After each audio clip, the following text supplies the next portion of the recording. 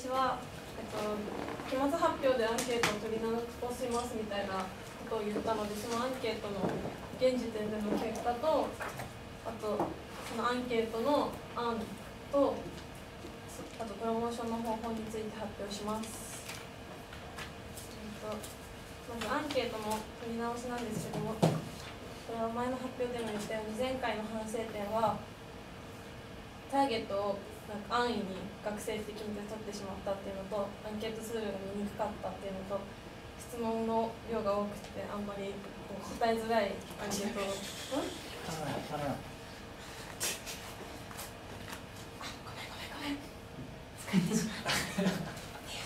っていうところがありました。なの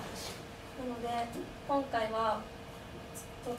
新しく作ったんですけど、なんか対象を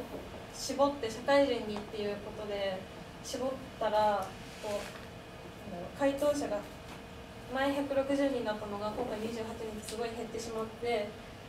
その対象とする社会人へのつてがなかったっていうのと、あんまりやっぱ知り合いが少なかったっていうところがあるんですけど、そこがちょっと改善点かなって思いました。でもそのアンケートツールを変更したことによって、その一人一人の回答を見ることができたので、それは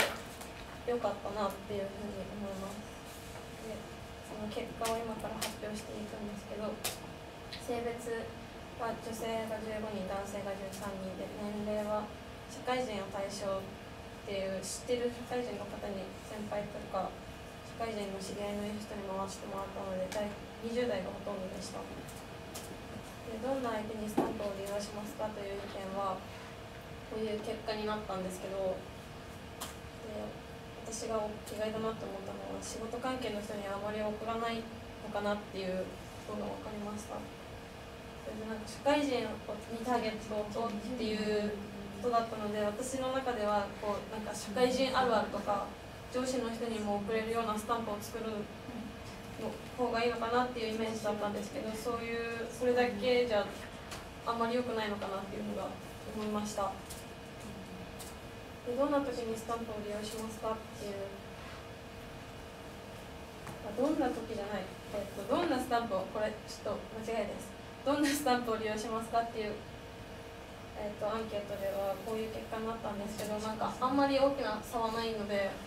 なんかあんまりこだわらなくてもいいのかなっていうふうに思いました。で、購入したことがあるかっていうのはこういう結果になりました。で、28人って少ないんですけど、8割ぐらいの人が購入経験があるということが分かりました。で、どんなシーンでスタンプを利用するかっていうのはこういう結果になりました。で、その上2つ20っていう一番と2番目に多いのは、気持ちを伝えるようなものを利用する、気持ちを伝えるようなスタンプだと思うので、そういうスタンプが人気が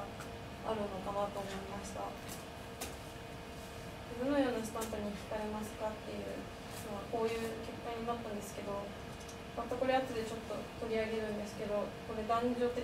見るとまた違いがあって、それもちょっと面白かったので後ほど紹介します。で、スタンプを選ぶ基準っていうのはこういうことになりました。で、一番上のスタンプの絵に一目惚れっていうのは、ちょっと作る側としてはそんなに絵に超自信があるわけではないので、一目惚れさせるようなスタンプを作るのはなかなか難しいと思うので、この2番と3番の面白そうだったり使いやすそうっていうスタンプを意識して作るのがいいのかなっていうふうに思います。どんなシチュエーションで使うスタンプがあれば購入したいと思いますかっていう、これは記述方式で答えてもらうやつだったんですけど、20代男性の場合はこういうふうになってて、で、なんか飯食いに行こうぜとか、お願いしますとか、なんていうんだろう、送ったらシチュエーションが分かるようなスタンプが求められているのかなっていうふうに思いました。女性の場合、こういう状況が分かるスタンプだったり、挨拶とかおはようとか、結構実用性のあるスタンプが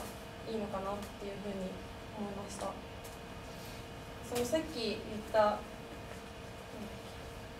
どんなスタンプに惹かれますかの男女の違いなんですけど、これがさっきのトータルで見た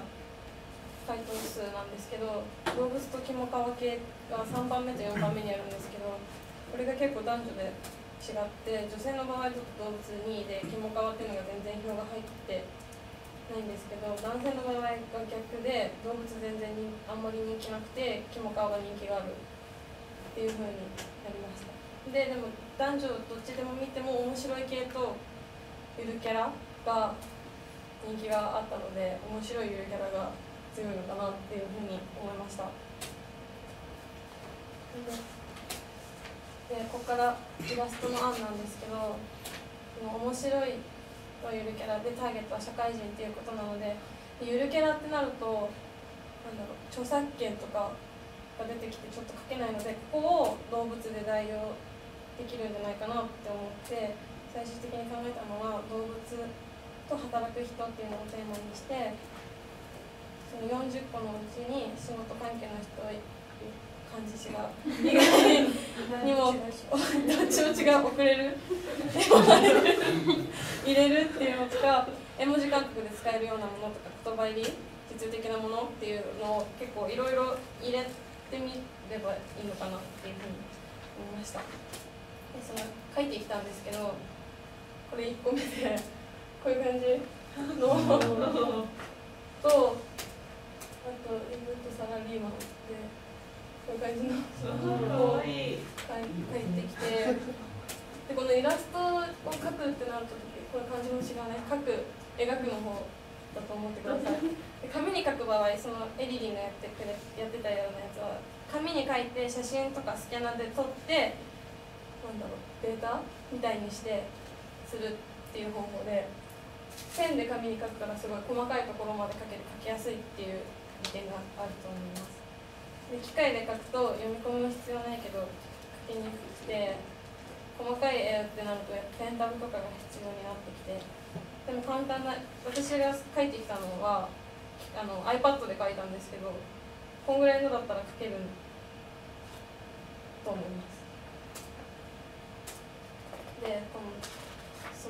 今日さっき作ってきたので使ったアプリがこのスタンプジェネレーターっていうので、スマホのアプリで無料でこう画像をこれで送るとスタンプになった時にどういうふうに反映されるかっていうのが確認できるスマホのアプリです。でこれ使ってみるとこういう感じになります。最初でこれまだ背景が白いんですけど、透過処理されてなくて、その背景を透過処理しなくてはいけないんですけど、それを透過処理に使ったのがこれ合成スタジオって、これ小野真由紀ちゃんに教えてもらったやつなんですけど、これもスマホのアプリで、この背景が同一色だとこうペイントとかでこう色なんていうんだろう、パッていっぺんに色塗れるバージョンの逆で、パッていっぺんに色取れる加工ができるやつで、これで背景が白だったのでこれで一発で撮れます。そうするとこういう風になって送ってみると、こういう風に透過処理がなされた絵になります。申請についても調べてきたんですけど、まずクリエイター登録っていうのを LINE の方でやります。で次に振込先の情報の入力が必要になるので、もし班で一気にみんなでやるんだったら、一緒になった口座が必要になってきます。でスタンプの詳細の入力っていうのはタイトルとかスタンプの説明とか、あと日本語で登録する側は言語を設定してみたいな、これもちょっと難しいことをしなきゃいけないみたいです。でこれが販売者情報、販売エリア、コピーライトの入力っていうのが必要になって、そのコピーライトっていうのがこの下の方になってて、よくC 丸とかになってるコピーライトっていうらしいんですけど、こういうのを登録して、オプションをすると審査期間が短縮できるらしくて、そのオプションっていうのが作品が確認できる URL を入力って言って、著作権上問題がないか分かるは OK なので、その登録する絵が見れる URL を作ると審査が短縮できるらしいです。で最後にスタンプ画像の登録が必要になります。でその必要な画像っていうのが40枚の画像とメイン画像とタブ画像って、メイン画像っていうのがここにこれの絵です。メインになる画像で、タブ画像っていうのはこの下に下のちっちゃいやつがタブ画像で、それが必要になるので全部で42個の絵が必要になるらしいです。であとはその振込先の口座と確認のための URL、 短縮するんだったら確認のための URL が必要になります。で最後にプロモーションについてなんですけど、 SNS でたくさん自分たちが利用して口コミですね、そのエリリンが言ってたのと同じで、調べたらなんか LINE スタンプを宣伝してくれるサイトがあるらしくて、それを利用するのもいいのかなっていうふうに思いました。でなんかこういうサイトとかがあって、こういうふうにいろいろおすすめのを紹介しているサイトで登録するとやってくれるので、この社会人をターゲットにっていうんだったらこういうところに登録してもらえれば宣伝効果はあるのかなっていうふうに思います。でこのサイトの特徴がそのサイトに掲載するっていうのと、なんかそのサイトのツイッターがあるっぽくて、そこのアカウントでなんか自動ツイートみたいなので、なんかいろいろスタンプがその登録してくれてるスタンプを紹介してくれるっていう機能があって、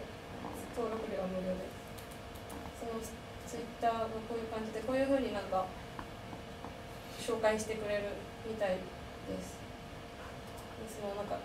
登録するとこれを半永久的にツイートが繰り返されるっていう機能らしくて、ちょっとは効果があるのかなって。なんかフォロワーはそんな2000ぐらいいたんで、そのぐらいの人に見てもらえるんだったらいいのかなっていうふうに思いました。今後はそのみんなで話し合ってデザインをどうするかっていうのと、何個作るかとかそういうのを決定して必要なものを用意してプロモーションの仕方について話し合うあったらいいかなっていうふうに思います。以上です。